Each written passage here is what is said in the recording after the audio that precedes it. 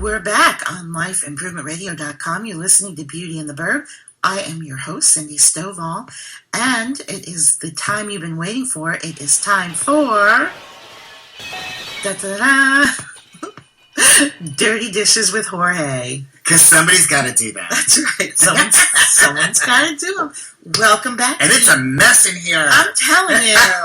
Look at this kitchen. Didn't we buy some new gloves and some new scrubbers and stuff? I mean, it is a mess in here, and someone's got to do the dirty dishes. So, and you're all like holiday-ish. I know you guys can't see right now, but I can. So she's so like jingle belled out. Oh, absolutely, absolutely. Let's see.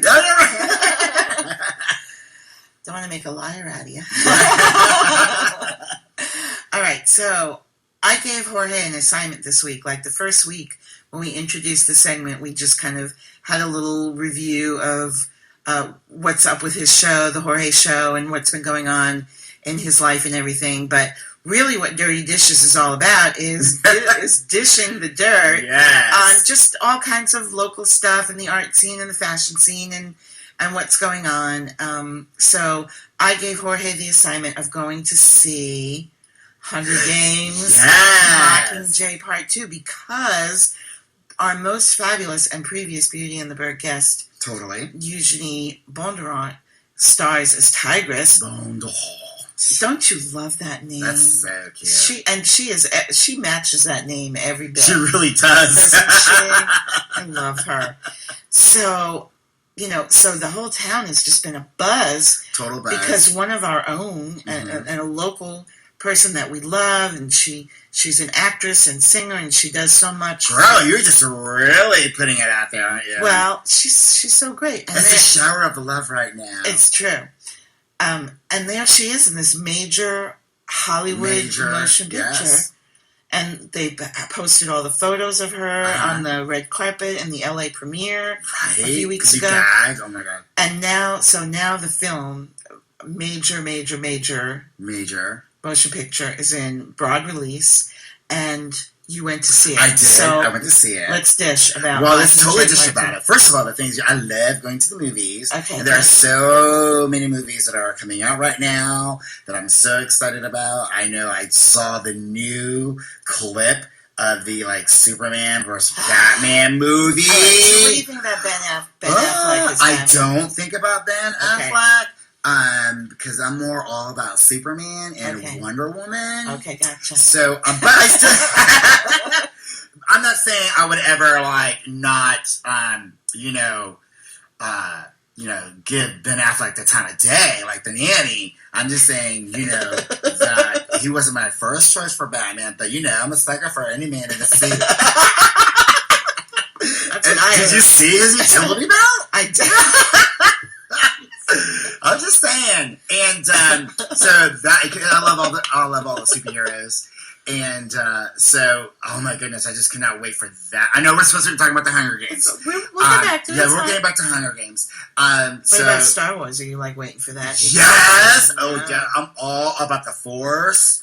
I'm all about the Force. The Force is with you, honey. That's all I know. I thought it was the Fierce. The Fierce, and the Force. Whatever. And I think it was really great. Something. Yeah. Well, you know what? I know at one point because some of the main characters, you have a female lead, right, and then you also have a black lead, right. And so there was and they're both 23 years old. Can you believe it?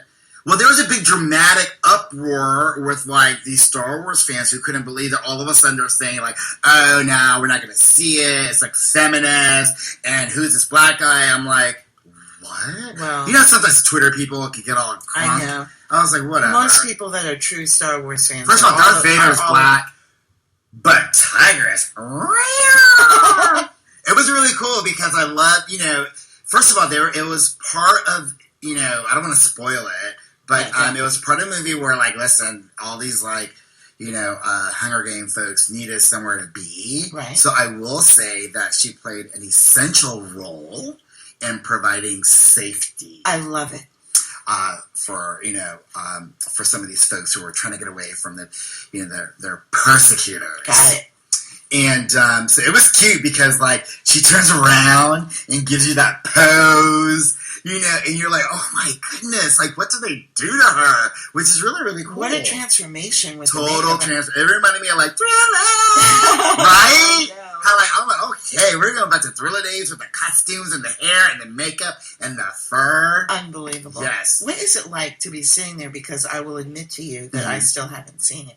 I will confess. No, that's okay, girl. That was your assignment, but I want to so much. What is it like to sit there and see a major motion picture and know that you know this person?